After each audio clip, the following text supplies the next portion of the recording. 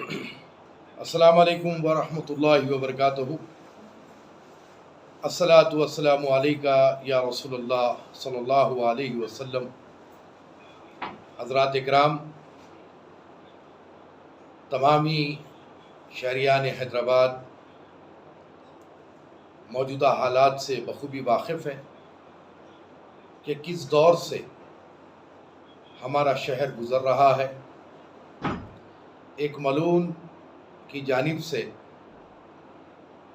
आक़ाए दो जहाँ सरवर कायनात सरकार मदीना सल्लल्लाहु अलैहि वसल्लम की शान अक़दस में वो मलून ने जो गुस्ताखी की है, उसके बाद कोई भी साहिब ईमान अपने आप को काबू में रखना बिल्कुल ही मुमकिन नहीं है। लेकिन जैसे कुछ भी 2 दिन से हमारे अपने शहर में एहतजाज किया जा रहा है, तो मैं आपको ये बताता चलूँ कि हमारे अपने मुल्क का जो क़ानून है वो सब के लिए एक है। हमारे अपने मुल्क की खूबसूरती यही है कि चाहे वो किसी भी ओहदे पर रहे, लेकिन क़ानून सबके लिए एक होता है। उस दिन वो जो एमएलए को कोर्ट में पेश किया गया था, कुछ क़ानूनी कमी बाकी रह गई थी, जिसकी वजह से उसको ऑनरेबल कोर्ट ने बेल दी, जिस पर आपके मेरे सबके एहसासात काफ़ी मजरूह हुए, तकलीफ़ हुई। हमें इस बात का अंदाज़ा बखूबी किया जा सकता है। लेकिन हिंदुस्तान के आइन पर, हिंदुस्तान के क़ानून पर हमें पूरी तरीक़े से भरोसा रखना चाहिए। और फिर हैदराबाद सिटी पुलिस की जानिब से बार बार ये बात कही जा रही है कि उसके ख़िलाफ़ में और भी कुछ मुक़दमात दर्ज हुए हैं, मुमकिन है कि उसकी गिरफ़्तारी भी हो जाए। बहरहाल, हम तमाम गुलामान मोहम्मद मुस्तफ़ा सल्लल्लाहु अलैहि वसल्लम इस बात का पुरज़ोर मुतालबा करते हैं कि वो मलून को फ़ौरी तौर पर गिरफ़्तार करें और उसको कैफ़र किरदार तक पहुँचाएँ। और हम ऐसे ही बैठे नहीं हैं। बहुत सारे लोगों को ये तशवीश है कि बहुत ही सुकूत इख्तियार किए हुए खामोश बैठे, ऐसा कतई तौर पर नहीं है। क़ानूनी जो कार्रवाई होती है अल्हम्दुलिल्लाह वो की जा रही है। इंशाअल्लाह बुस्तान अल्लाह और उसके हबीब का करम शामिल हाल रहा तो हमको क़ानूनी तौर पर बड़ी कामयाबी इंशाअल्लाह मिलेगी। देखिए, जो लोग रोड पर उतर कर एहतजाज कर रहे हैं, मैं उन तमाम से बात कहना चाहता हूँ कि आप कोई भी ऐसा नारा ना लगाए जो गैर क़ानूनी हो, क्योंकि नेशनल मीडिया भी वो नारे को बहुत ज़्यादा तूल दे रहा है, उछाल रहा है। और जो कोई भी लोग वो नारा सरतन से जुदा का जो लगा रहे हैं, उनके ख़िलाफ़ में केसेस बुक किए जा रहे हैं। और हम क़तई तौर पर नहीं चाहते कि कोई भी हमारा भाई कोई भी केस में मुलव्विस हो। तो यहाँ पर ईमानी जज्बे के साथ हमको अक्ल होश से काम करने की ज़रूरत है।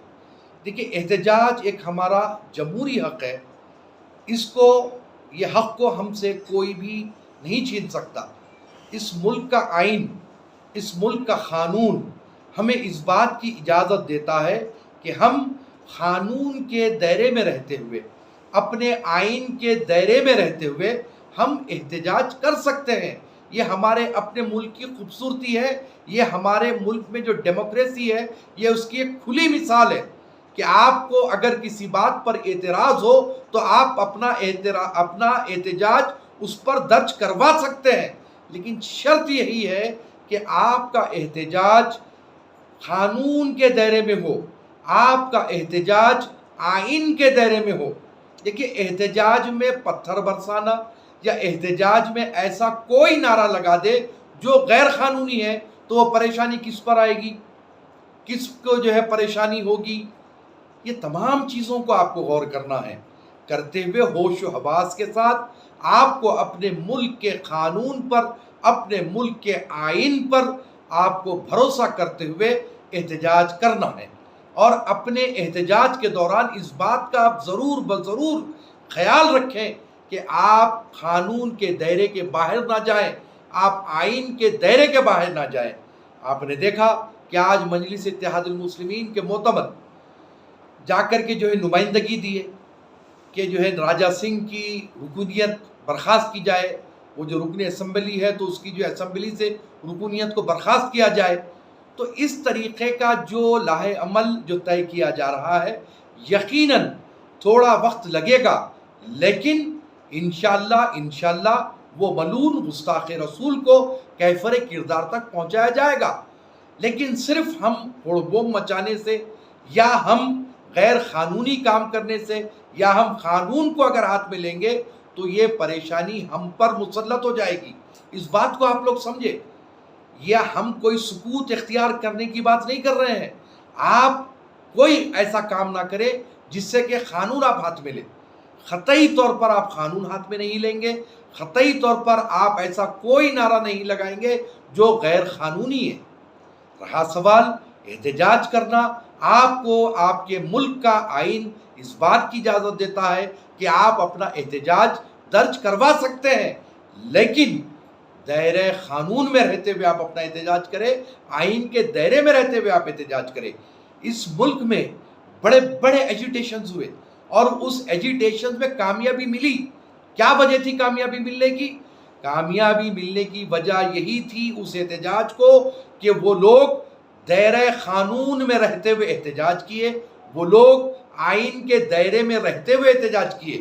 دیکھیے، جہاں کہیں پر بھی تشدد پیدا ہوگا، جہاں کہیں پر بھی غیر قانونی کام ہوگا، جہاں کہیں پر بھی آپ اگر قانون کو ہاتھ میں لیں گے تو پھر یہ سمجھ لیجئے کہ آپ کی تحریک ختم، آپ کا احتجاج ختم اور آپ کی شکست ہوگی۔ آپ کو کامیابی قطعی طور پر نہیں ملے گی۔ یہ بات طے ہے کہ جب آپ آئین کے دائرے کے باہر جائیں گے، قانون کے دائرے کے باہر جائیں گے، قانون اگر آپ اپنے ہاتھ میں لیں گے تو یہ بات کو سمجھ لیجئے آپ کہ آپ کے مقصد میں، آپ کے احتجاج میں آپ کو کامیابی ملنے والی نہیں ہے۔